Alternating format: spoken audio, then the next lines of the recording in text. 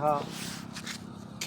क्या हुआ, एक सज्जन थे तो उनका भगवान के प्रति बहुत आस्थावान थे, पूर्ण आस्थावान कह देने से भी अतिशयोक्ति नहीं होगी।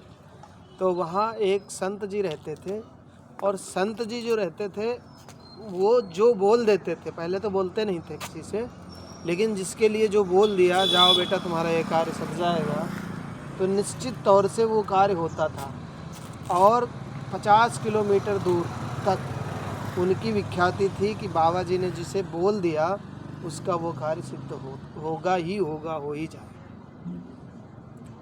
तो वो सज्जन उनके पास, संत जी के पास जाते थे और इस भाव से जाते थे कि मतलब कुछ चाहिए नहीं, साहब का दर्शन हो गया, भगवान का दर्शन हो गया, प्रभु कल्याण करते ही हैं अपने भक्तों का, क्या करना। तो कुछ मांगते नहीं थे, कभी कुछ मांगा नहीं, सुनो ध्यान से बात, मांगा कभी कुछ नहीं।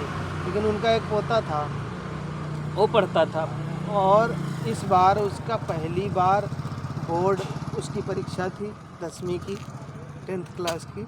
तो उसको लेकर के बाबा जी के पास गए।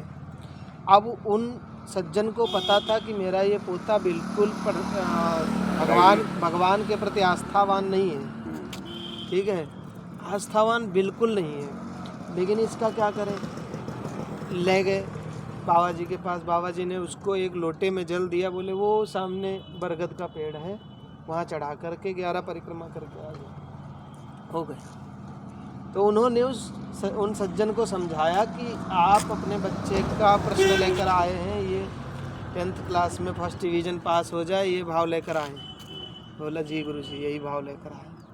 तो ये फर्स्ट क्लास पास हो जाएगा, उसके लिए दिक्कत मत लो, लेकिन मैं जो इसको बताऊंगा, मैं ये बताऊंगा तू फेल होगा, तू फेल होने जा रहा है, तब ये पास होने की दिशा में जाएगा। अच्छा जी ठीक है, उनको बता दिया। अब वो बालक आया, बोले प्रणाम कर, प्रणाम करना नहीं आ रहा था, प्रणाम किया जब, तो उन्होंने बताया, पूछा उनके सामने एक्टिंग करते हुए कि गुरुजी ये 10th क्लास में है, पास हो जाएगा क्या। अरे पास, ये तो फेल हो रहा है, फेल हो रहा है। अब उसके अंदर आस्तिकता तो थी नहीं, श्रद्धा, सहज श्रद्धा तो थी नहीं। उसने मन ही मन संकल्प बनाया, पूरे 50 किलोमीटर में बाबा जी को झूठा ना साबित कर दिया मैंने तो कहना। और प्रचंड उसने अपना संकल्प मानो ले लिया और लग गया पढ़ाई में जोरदार, बाबा जी को झूठा साबित करूंगा, ये लक्ष्य अलग हो गया।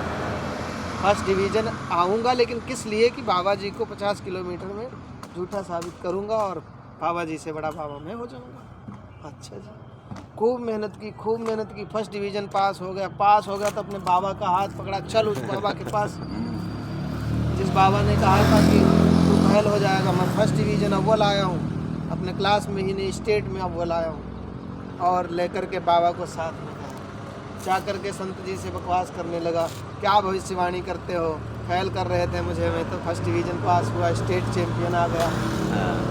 तो उस बच्चे के बाबा ने मारा जोर का थप्पड़, तेरी तो पहले ही स्वामी जी ने बता दिया था कि तू फर्स्ट डिवीज़न पास होगा, स्टेट में अव्वल आएगा, हैं। लेकिन उन्होंने ये बता दिया था कि अगर मैंने, मेरी विख्याति है 50 किलोमीटर में, अगर मैंने अभी से इसको कह दिया कि तू फर्स्ट डिवीज़न पास हो जाएगा, तो ये रख के कॉपी किताब बैठ जाएगा, पढ़ेगा तो है नहीं सही से, और जब पढ़ेगा नहीं तो रिजल्ट उसका फेलियर हो ही जाएगा, फेल हो जाएगा। इसलिए उसको बोले हमने ये बताया, समझे बात। तो इससे क्या है कि संत महापुरुषों की, इससे सीख क्या लेनी है, संत महापुरुषों की, भगवान की हमारे जीवन में अनंत कृपा रहती है, लेकिन बशर्ते हमें अपने कर्मों पर भी पूर्ण ध्यान रखना होगा, अपने संघर्ष को पूर्ण रूप से करना होगा। यह नहीं हमने शंकर जी के दर्शन कर लिए तो अब हमें उठाने धरने की ज़रूरत नहीं, अब हम पुतला बन के बैठे रहें, या तो कुर्सी पे बैठे रहें, खड़े रहें, और आकाश से सेब गिरेंगे तो ऐसा होने वाला नहीं। ठीक है, भगवत कृपा ये है कि हमारी बुद्धि को सद्बुद्धि बनाए रहती है, और सद्बुद्धि बनी रही जीवन में, खुराफाते नहीं आई।